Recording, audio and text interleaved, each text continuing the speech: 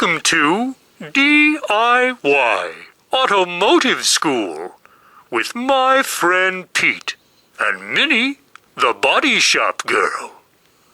It's everything you need to know about cars and more.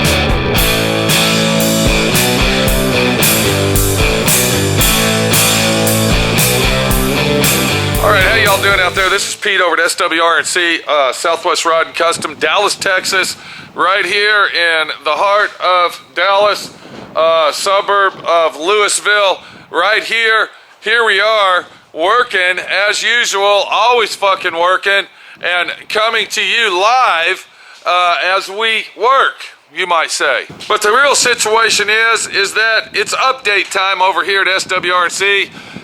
We got an update for a vehicle that we've been working on for a long fucking time, off and on, approximately for going on almost 3 years. What we're talking about our 1969 Mustang Mach 1. And, you know, my friend Pete feels a little bad about the situation because he basically put the car on the back burner. He put it on the back burner and didn't follow through with situations of completing the vehicle for the owner in a reasonable amount of time, you might say. We ran into complications building this car. As we were building it and working on it, we have gutted it out completely. We have removed the motor and transmission. We went and had the bottom of the car sandblasted, and we have repainted the whole bottom of the car with Pour 15 and also refinished all the suspension work as well. And then my friend Pete pulled the car into the shop to start doing body work on it, and we found that both quarter panels, you can see where I replaced the lower half of this quarter panel, and also the inner fender wells were completely rotted out. You'll have to see the videos on that. It was an extreme situation. It's unbelievable how some people repair stuff, and when you see this video set of me replacing those quarter panels, you're really gonna fucking find out that it's a fucking crazy world out there of what people do to go to the extreme and to the silliness, you might say, of actually fucking repairing a vehicle. But we replaced the quarter panels, and I'm in the middle of doing all the body work to the vehicle right now. We ran into problems with the door. Right here. Somebody cut a big giant hole in it. I'm gonna have to fix and repair that to factory original. We ran into problems over here where you can see that the holes on the fucking holes right here are rotted out and busted out, and that's where the fucking hood mounts to the front aprons. So that's another problem we ran into. Another problem of time-consuming, manipulative fucking work that is gonna take to put all this back together. Time-consuming fucking work that we're talking about here. So we're not messing with that right now. I had other plans to repair this, but then I started thinking to myself, well, you know, that isn't gonna work. We can't find this to do that. So now we're gonna have to do that to fix this. So that's gonna be a major situation. We got all the rust fixed on the vehicle. The rust is repaired. I'm doing the body work now on the vehicle. It's a 69 Mach 1. We also ran into situations when we stripped it down to bare metal. We found out that whoever restored this vehicle before went ahead and bonded up all the holes and for the chrome moldings and such that went on the vehicle.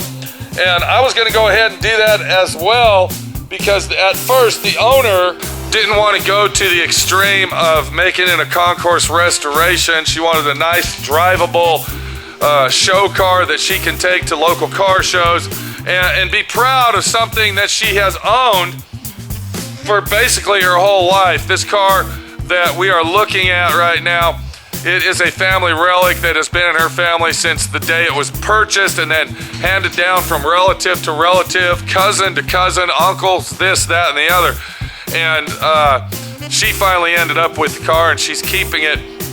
But it was restored at one time, very sloppily painted. Somebody put spray bondo on the whole fucking car of the vehicle, and it was an extreme major disaster when we stripped this fucking thing down to bare metal. It took us 4 or 5 fucking days to do it. That's when Dylan was here working, and my nephew Dylan, which might come back to work for me. I'm still debating whether I should bring him back or not. He's worked here twice. Should my friend Pete bring him back and give him one more fucking chance to come back here and work and try to do something with his life? Should I do that?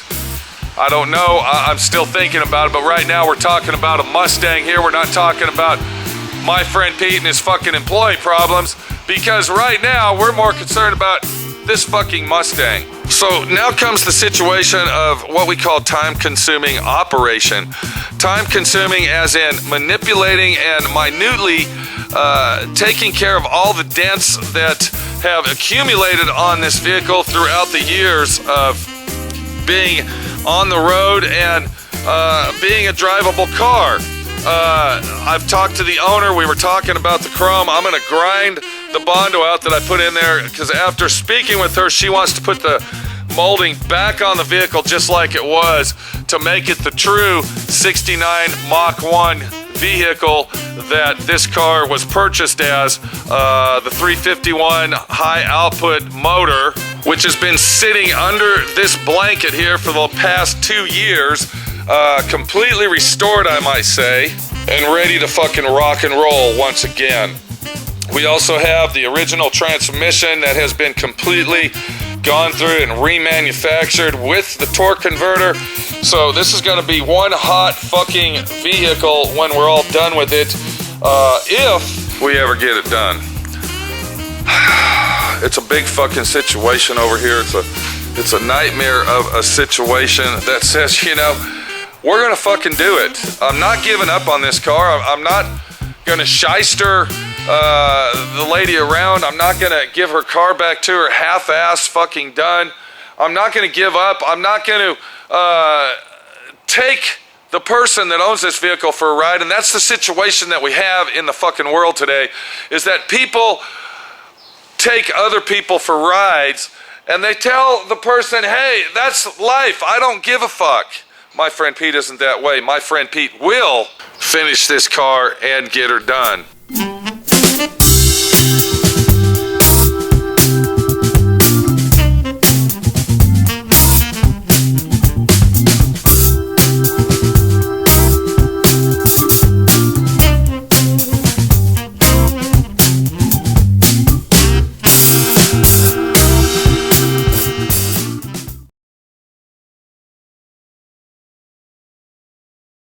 A lot of the work that I bring into my shop is when I have employees working for me.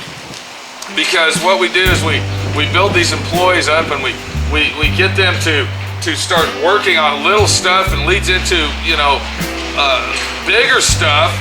And then we can start trusting the employee to work at the shop and work on things by themselves. But then all of a sudden, out of the blue sky, what happens?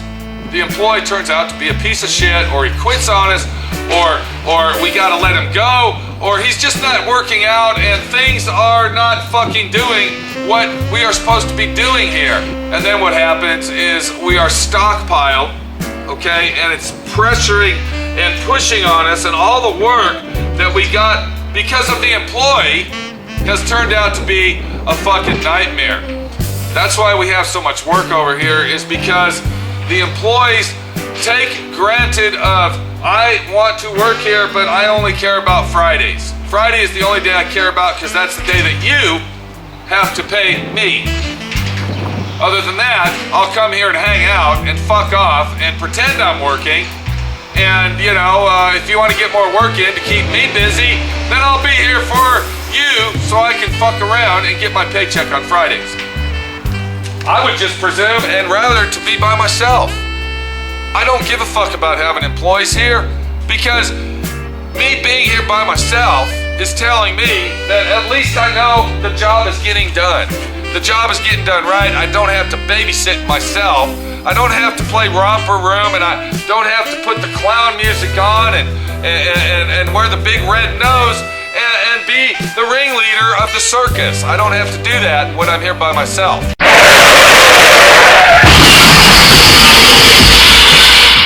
It's a touchy situation. It's a big fucking job. It's a big fucking job. It's a exhausting, drawn out fucking job that we got here. But you know, it's getting done. By myself or with the employees, it's getting done. We'll see you later. This is Pete, my friend Pete, updating you on the 1969 Mustang Mach 1. I got a lot of work to do here.